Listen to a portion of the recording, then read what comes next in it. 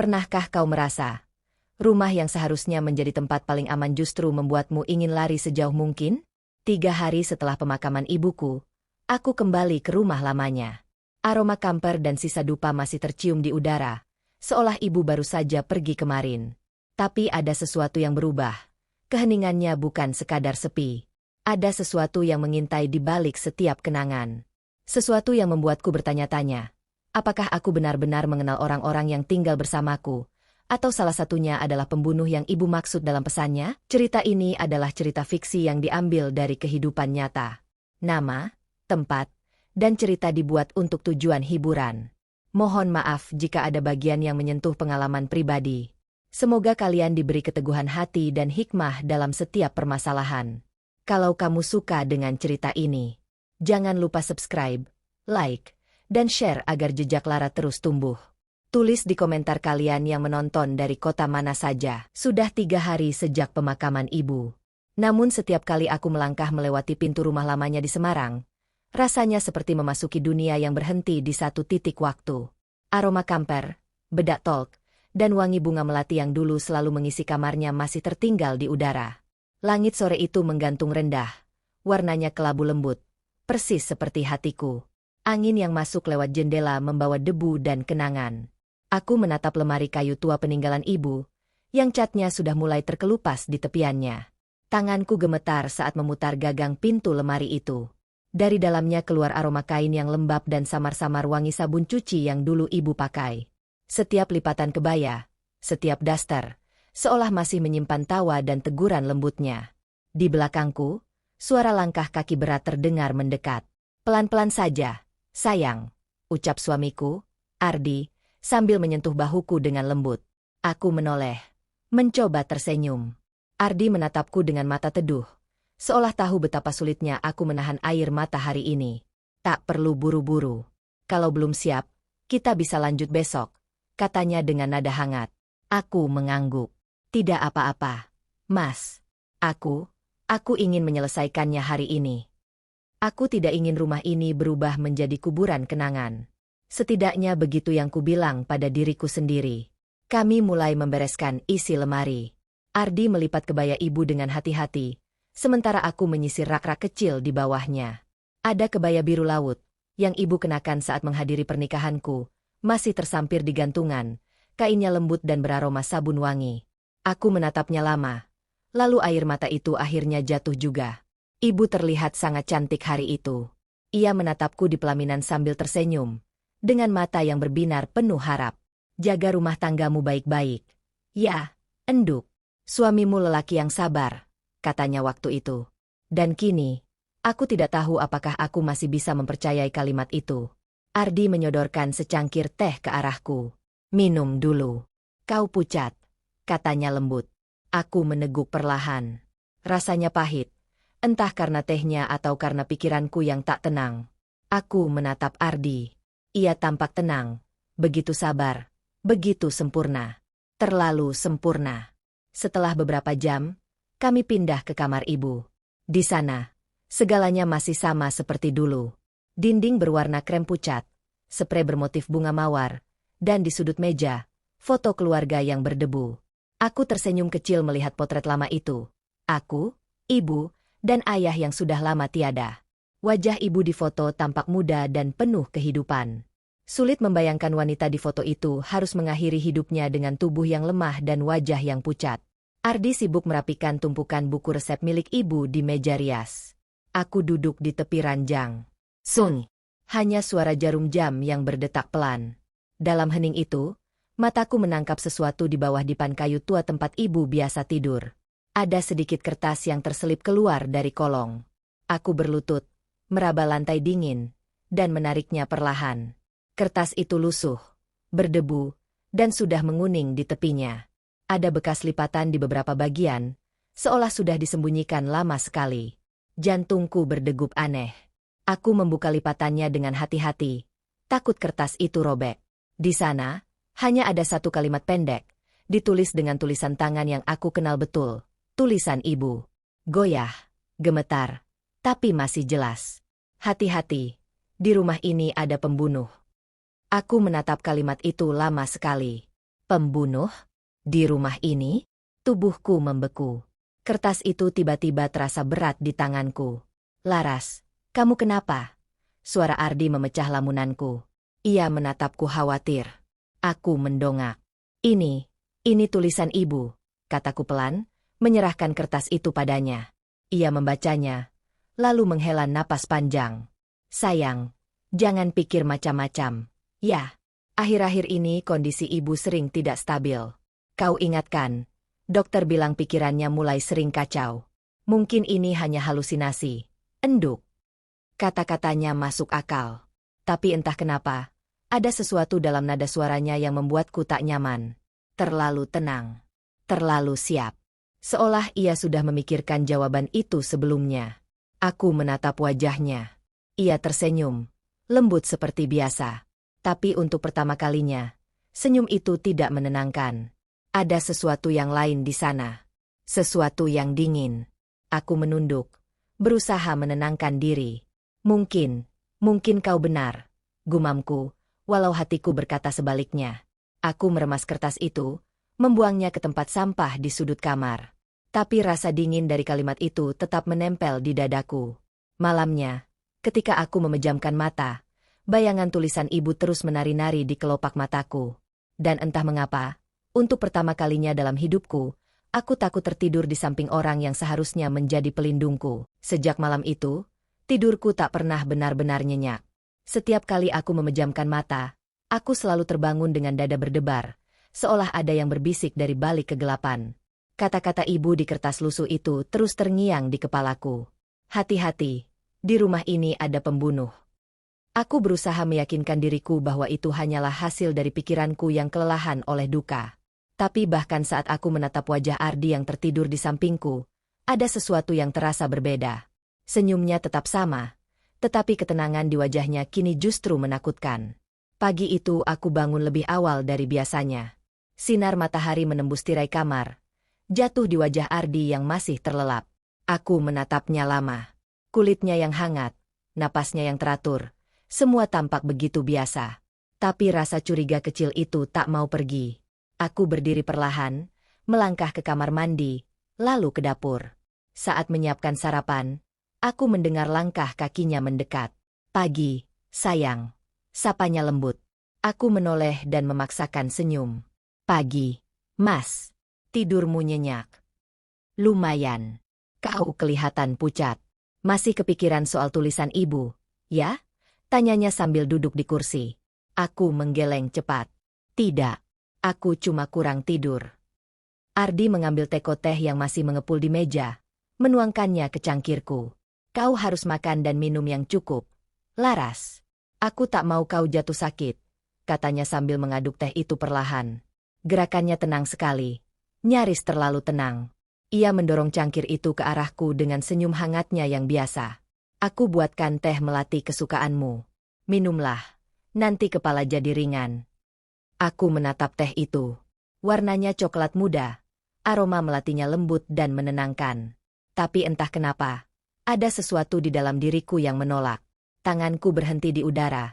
Lalu kutaruh cangkir itu pelan. Mas, nanti saja. Aku mau makan dulu, kataku cepat. Ardi hanya mengangguk. Tapi aku sempat melihatnya menatap cangkir itu sejenak sebelum beranjak ke ruang tamu.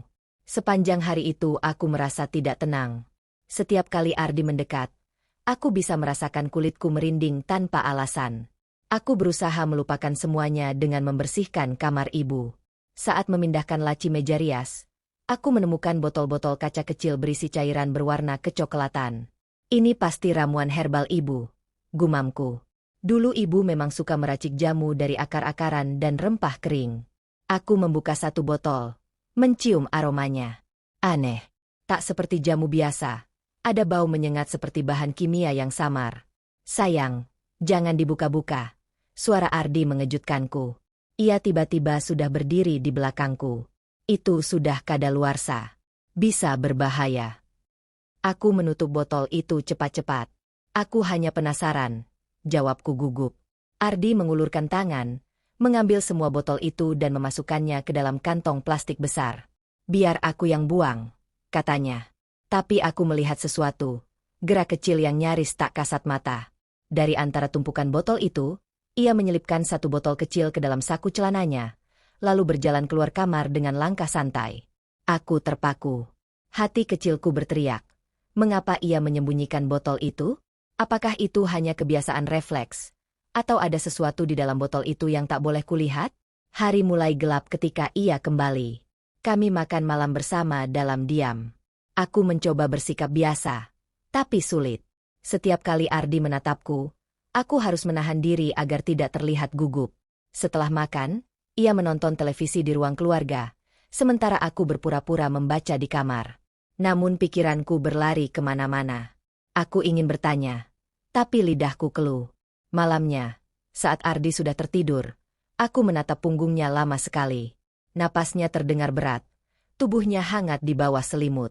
Aku membisikkan pelan, "Mas, apa yang sebenarnya kau sembunyikan dariku?" Tentu saja, tak ada jawaban.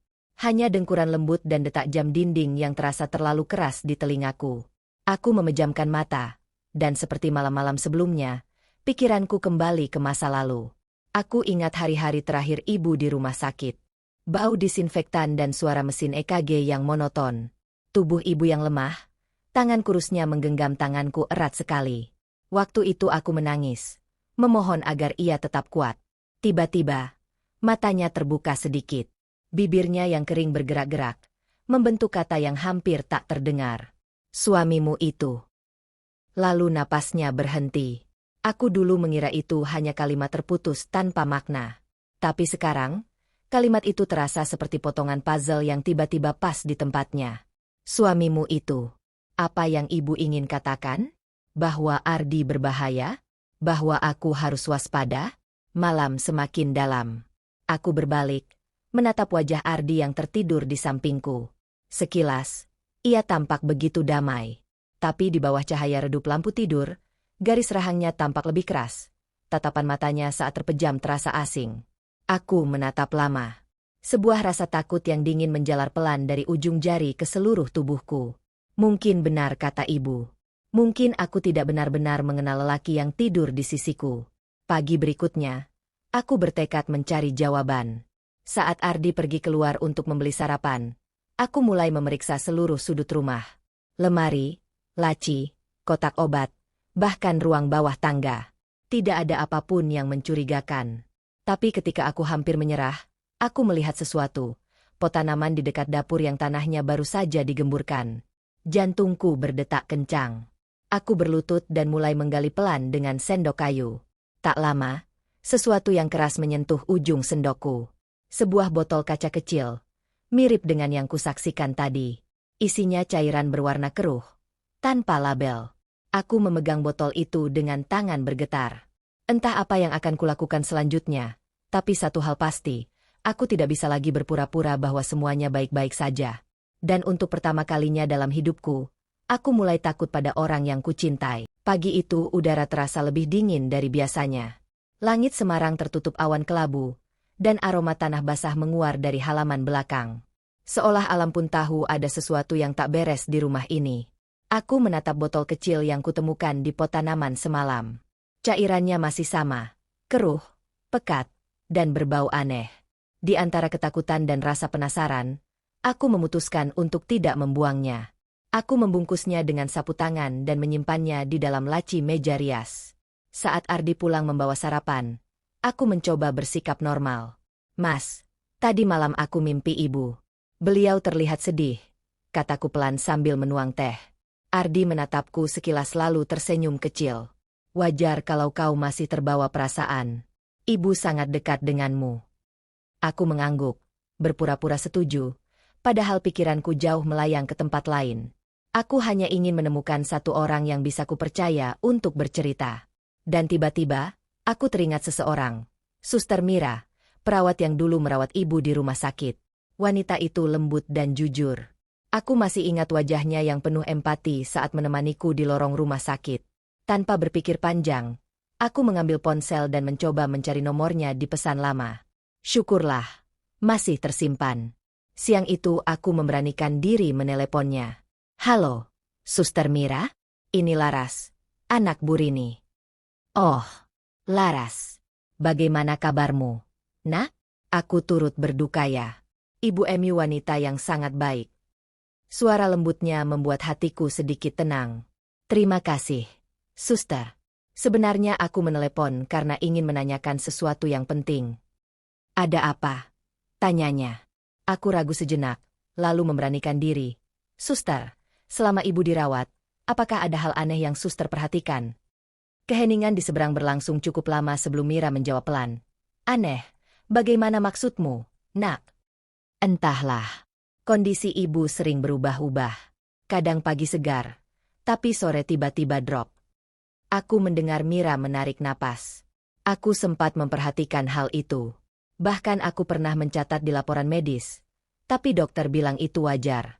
Tapi jujur saja, setiap kali Pak Ardi datang membawa jamu buat ibumu, kondisinya selalu menurun. Darahku seperti berhenti mengalir. Maksud suster, jamu dari suamiku. Ya, katanya ramuan herbal keluarga. Tapi setelah diminum, tekanan darah ibu sering tidak stabil. Jantungnya berdebar aneh, dan beliau sering pusing. Aku sempat menasihati agar ramuan itu dihentikan. Tapi, suaranya menurun. Tapi kenapa? Desakku. Mertua Emiu, Bu Ratna, datang menemuiku. Beliau marah besar.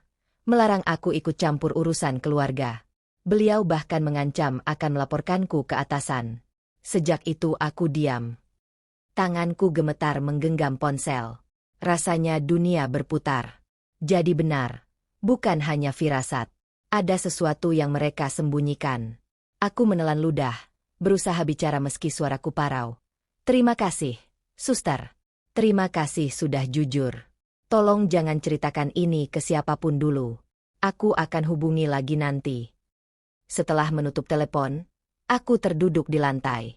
Nafasku terasa berat. Semua potongan mulai menyatu di kepalaku. Ramuan itu.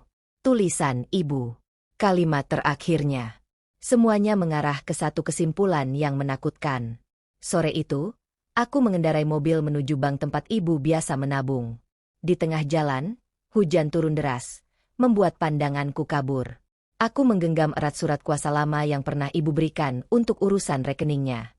Begitu tiba di bank, aku berbicara pada petugas dan meminta salinan transaksi setahun terakhir. Petugas itu sempat menatapku heran, tapi setelah memeriksa data, ia menyerahkan beberapa lembar cetakan. Aku duduk di mobil, menatap angka-angka itu satu persatu. Awalnya semua tampak biasa, belanja kebutuhan rumah, tagihan listrik, sedekah bulanan. Namun 6 bulan terakhir ada yang ganjil. Sejumlah transfer rutin dalam jumlah besar, puluhan juta rupiah, dikirim ke nama yang tak kukenal, Damar Prasetyo. Aku mencari nama itu di internet lewat ponselku. Hasilnya membuat tubuhku gemetar hebat. Damar adalah direktur dari sebuah perusahaan konstruksi yang baru saja bangkrut, dan perusahaan itu dulunya merupakan kompetitor utama perusahaan keluarga Ardi. Tenggorokanku terasa kering. Jadi ini alasannya. Uang ibu diperas untuk menutup utang mereka. Dan ketika semuanya habis, mereka menyingkirkan satu-satunya orang yang tahu. Aku menatap wajahku di kaca mobil. Pucat, mata merah, dan napas tak teratur. Ya Tuhan, bisikku lirih. Ibu benar. Malamnya, aku pulang dengan tubuh gemetar. Di rumah, Ardi tampak sedang menonton berita di ruang tamu. Kau dari mana? Tanyanya. Aku memaksa tersenyum. Dari toko bunga. Aku ingin menaruh bunga di makam ibu besok. Bagus, katanya singkat, lalu menatapku sejenak. Kau tidak apa-apa, kan? Wajahmu pucat. Aku menggeleng cepat. Hanya capek. Aku masuk ke kamar dan mengunci pintu. Di sana, aku mengeluarkan semua bukti. Salinan rekening, botol ramuan, dan catatan kecil yang kutulis dari hasil pembicaraan dengan Suster Mira.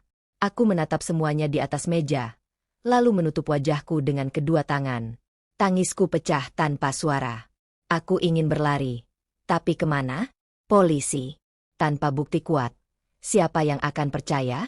Dunia akan melihatku sebagai istri yang trauma kehilangan ibu dan berhalusinasi karena duka. Aku menatap bayangan diriku di cermin. Rambutku berantakan, wajahku pucat, dan mataku tampak asing. Tapi di balik ketakutan itu, ada sesuatu yang lain mulai tumbuh. api kecil yang belum pernah kurasakan sebelumnya. Aku berjanji dalam hati, jika mereka benar-benar membunuh ibu, maka mereka tak akan tenang selamanya. Aku menatap ke arah laci tempat botol ramuan itu kusimpan. Mulai sekarang, aku akan mencari kebenaran. Sekalipun nyawaku jadi taruhannya. Malam itu, di antara suara hujan dan gemuruh petir yang sesekali mengguncang kaca jendela, aku duduk sendirian di ranjang ibu. Di tanganku masih tergenggam kertas lusuh itu. Tulisan gemetar itu kini bukan sekadar peringatan. Itu adalah pesan terakhir seorang ibu yang menuntunku menemukan kebenaran. Dan di luar kamar, aku bisa mendengar langkah kaki Ardi menyusuri lorong. Langkahnya berat, teratur, mendekat ke arah pintu. Aku menahan napas. Untuk sesaat, aku benar-benar yakin, di balik pintu itu berdiri pria yang dulu kucintai, tapi kini membuatku merasa seperti sedang berbagi atap dengan kematian. Hari-hari berikutnya terasa panjang dan mencekik.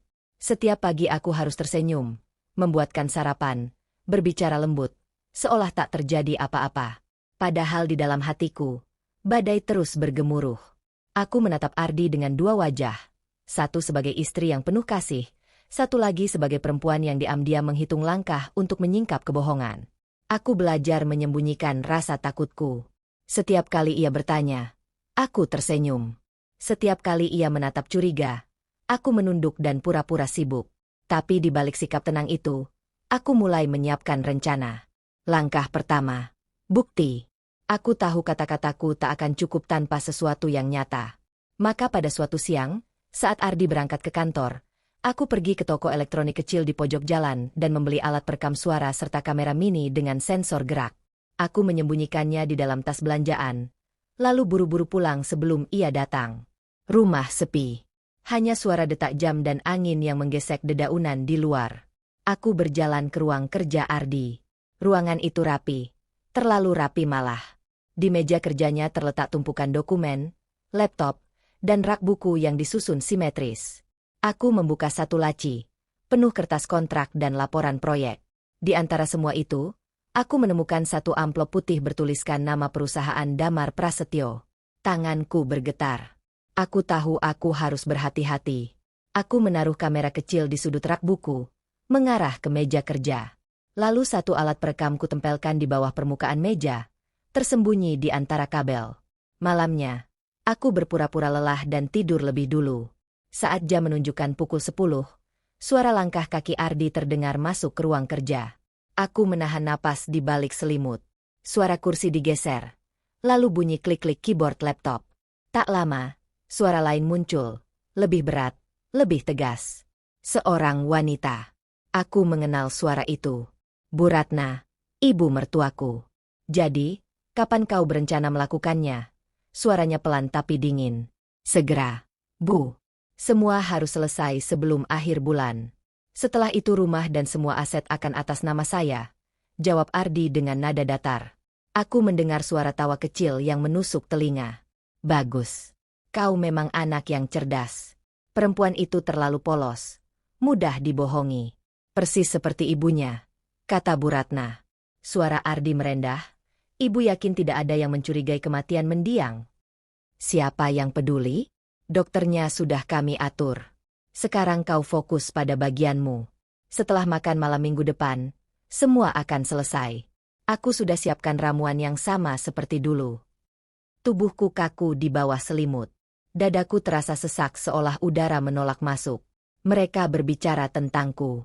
Tentang ramuan yang sama seperti dulu. Mereka ingin mengulang apa yang mereka lakukan pada ibu.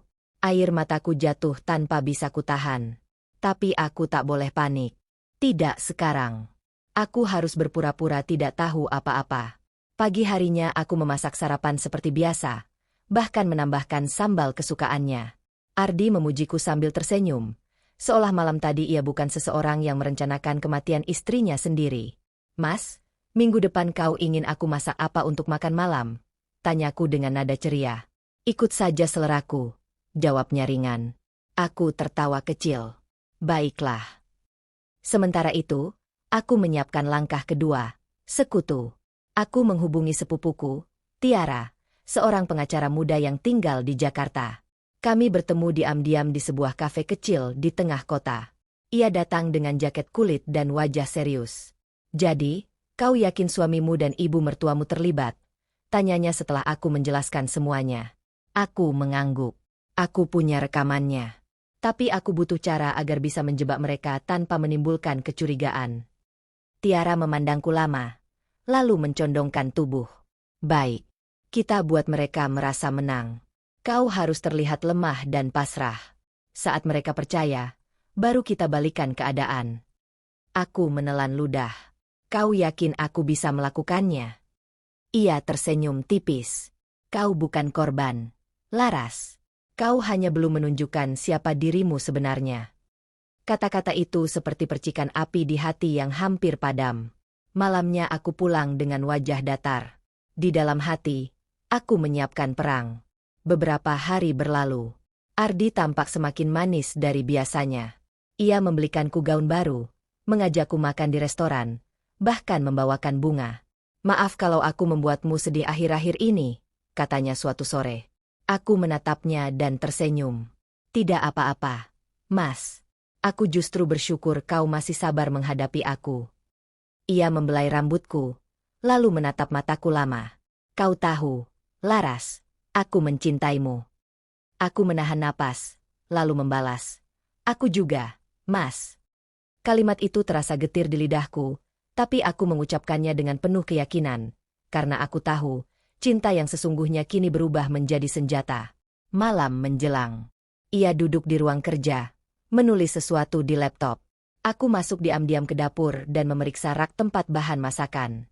Di pojok belakang, aku menemukan toples kecil berisi bubuk putih halus tanpa label. Aku mencium isinya. Tak berbau. Aku tahu itu bukan garam. Aku menutup toples itu cepat-cepat, lalu menaruh kamera kecil di sudut dapur menghadap meja makan. Aku harus menangkap momen mereka menyiapkan ramuan itu. Hari yang dijanjikan akhirnya tiba. Ardi tampak tenang, bahkan terlalu tenang. Ia memintaku mengenakan gaun merah yang dulu kubeli untuk pesta ulang tahun pernikahan kami. Kau terlihat cantik sekali malam ini, katanya. Aku tersenyum. Di dadaku, jantung berdebar begitu keras hingga rasanya bisa pecah kapan saja. Makan malam berlangsung seperti biasa. Ardi duduk di ujung meja, Bu Ratna di sisi kanan, dan aku di sisi kiri. Lilin menyala lembut, aroma daging panggang memenuhi ruangan. Untuk keluarga, kata Ardi sambil mengangkat gelasnya. Aku mengangkat gelasku juga, pura-pura bahagia. Tapi diam-diam, sebelum masuk ruang makan tadi, aku sudah menukar gelas itu dengan yang kubawa dari dapur, gelas tanpa cairan beracun. Bu Ratna menatapku puas. Akhirnya kau mulai tersenyum lagi. Laras, ibu senang. Aku tersenyum lembut. Terima kasih, Bu. Saya juga senang bisa makan malam bersama keluarga. Mereka tidak tahu, setiap gerak dan kata mereka kini terekam. Aku hanya menunggu waktu yang tepat untuk membuka topeng mereka di hadapan dunia. Malam itu, setelah semua selesai, aku kembali ke kamar, menatap cermin. Aku tidak lagi melihat wanita ketakutan. Yang kulihat adalah seseorang yang siap melawan. Karena cinta bisa menipu, tapi kebenaran tak akan bisa mereka bunuh selamanya. Malam setelah makan malam itu, aku tidak bisa tidur. Walau rencana berjalan sesuai harapan, napasku tetap terasa berat. Setiap detik seperti jarum jam yang menusuk kulitku. Ardi dan Bu Ratna mungkin berpikir mereka berhasil, tapi aku tahu permainan ini baru saja dimulai. Aku duduk di sisi ranjang, menatap jendela yang basah oleh embun. Di luar, suara jangkrik berpadu dengan desir angin yang menembus celah-celah daun jati di halaman. Dalam diam, aku menggenggam ponselku erat-erat.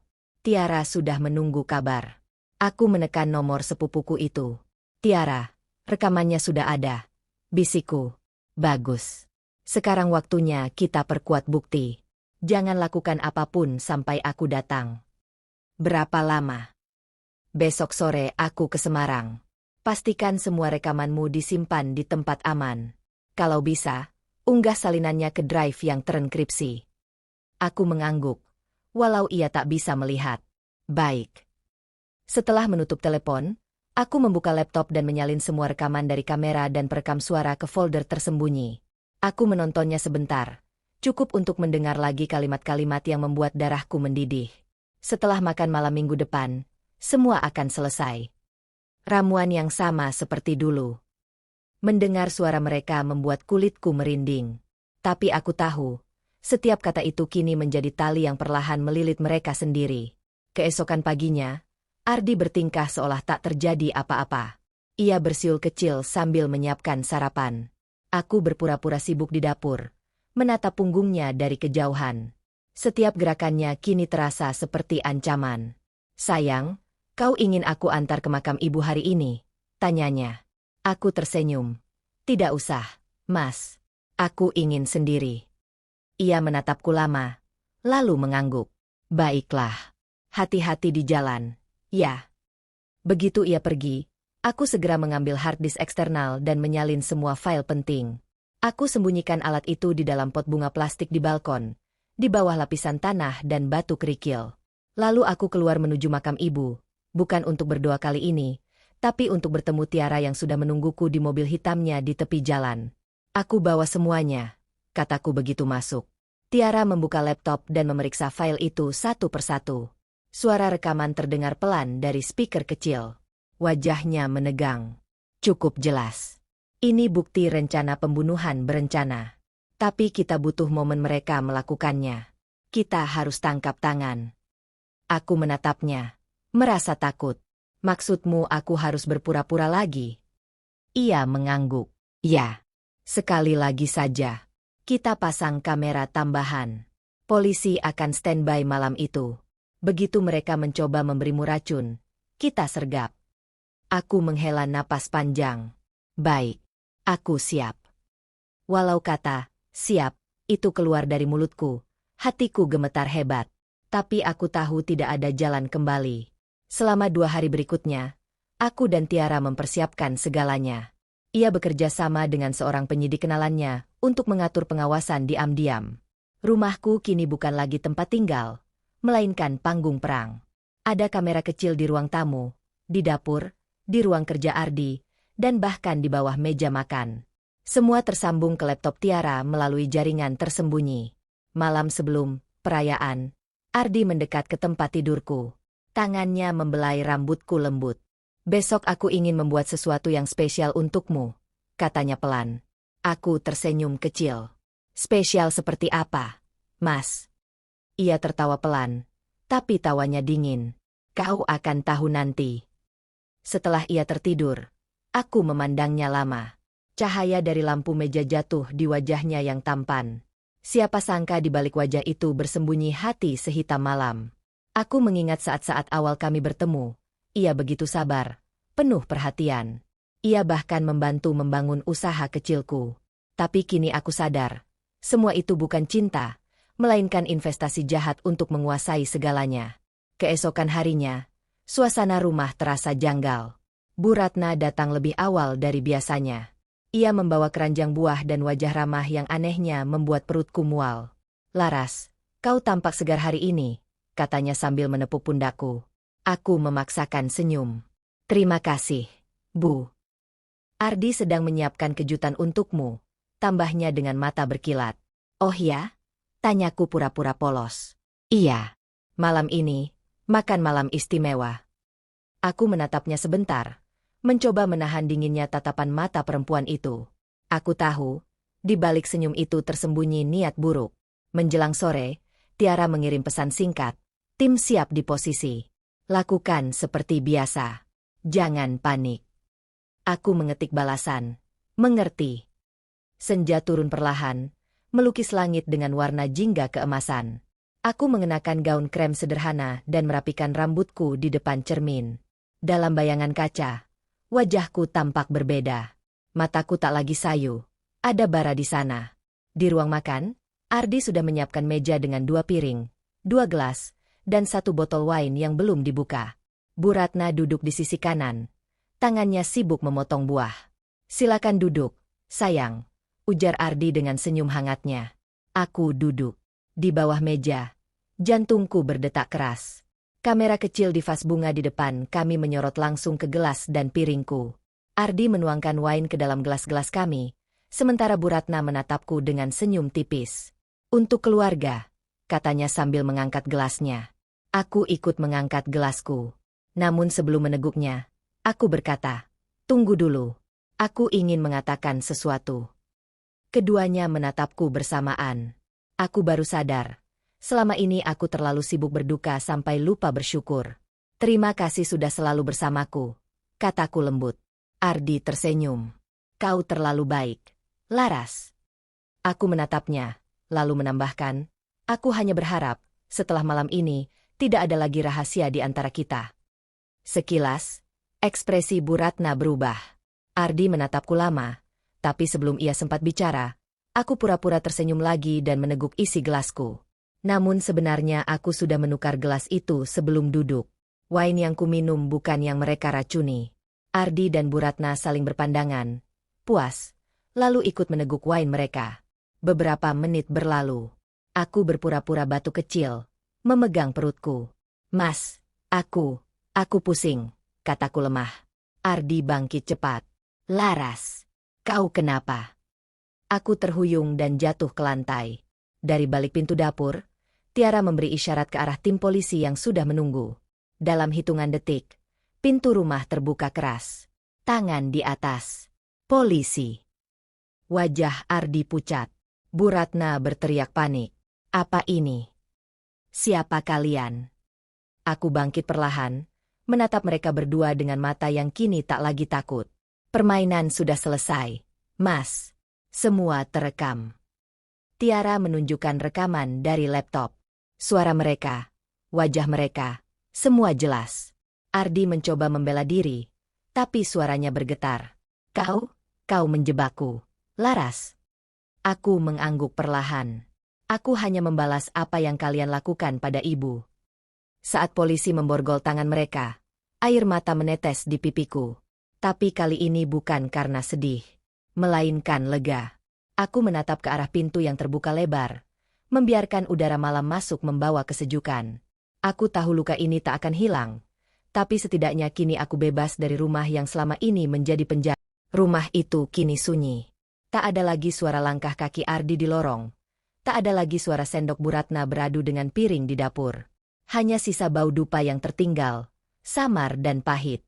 Sejak malam penggerebekan itu, semuanya terasa seperti mimpi buruk yang perlahan menjauh, namun meninggalkan bekas di setiap sudut dinding. Polisi membawa mereka dengan tangan terborgol, dan sejak saat itu, keheningan menjadi teman baruku. Aku duduk di ruang tamu, menatap bingkai foto lama yang tergantung di dinding. Dalam foto itu, aku berdiri di antara ibu dan Ardi. Kami tersenyum, seolah dunia akan selalu baik-baik saja. Aku menyentuh permukaan kaca yang berdebu, lalu berbisik pelan. "Ibu, aku sudah melakukan apa yang harus kulakukan." Di luar, senja mulai turun. Langit berwarna oranye keemasan, seperti ingin memeluk bumi yang lelah. Aku menyalakan radio tua milik ibu. Lagu lawas yang dulu sering ia dengar mengalun pelan, membuat udara di ruangan terasa hidup kembali. Tapi di balik semua itu, ada rasa kosong yang tak bisa kujelaskan. Malam itu, Tiara datang membawa kabar. Ia menatapku dari ambang pintu dengan mata lelah tapi lega.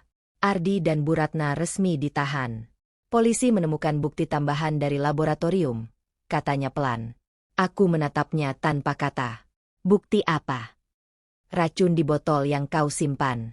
Komposisinya sama dengan yang ditemukan di darah ibumu." Aku menunduk, menggenggam ujung selimut yang menutupi kakiku. Rasanya seperti baru saja kehilangan ibu untuk kedua kalinya. Tiara duduk di sampingku.